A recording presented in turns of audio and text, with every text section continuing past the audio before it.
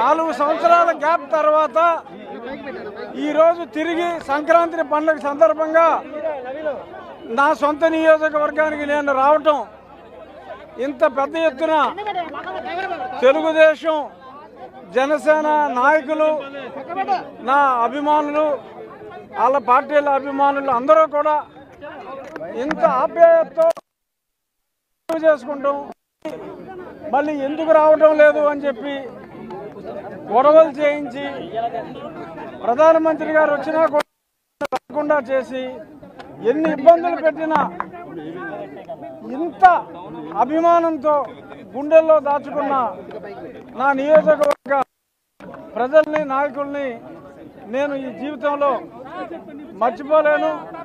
ఇది పార్టీలకి అతీతంగా, అంటే ఏదైతే కూటమి జనసేన, తెలుగుదేశం, చంద్రబాబు నాయుడు గారు, పవన్ కళ్యాణ్ గారు కూటమి ఏదైతే ఉందో వాళ్ళిద్దరూ చెయ్యి కలిపిన రోజే మన కోస్తా ప్రాంతం అంతా పాలకపక్షం తుడిచిపెట్టుకుపోయిందన్నదే నిజం.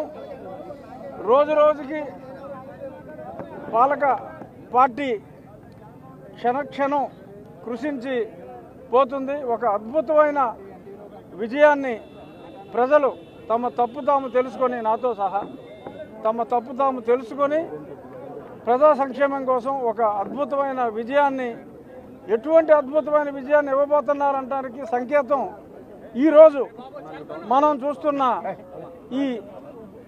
ఈ అపూర్వ స్వాగతం. దీన్ని బట్టి ఇదొక టీజర్ అనుకోండి, సినిమాలకి ఏదో టీజర్ లాగా ఉంటుంది కదా. ఇది మరి వాళ్ళ సినిమా భాషలో చెప్పాలంటే మరి హనుమాన్ రేంజ్లో అద్భుతమైన విజయం మనం సాధించబోతున్నాం.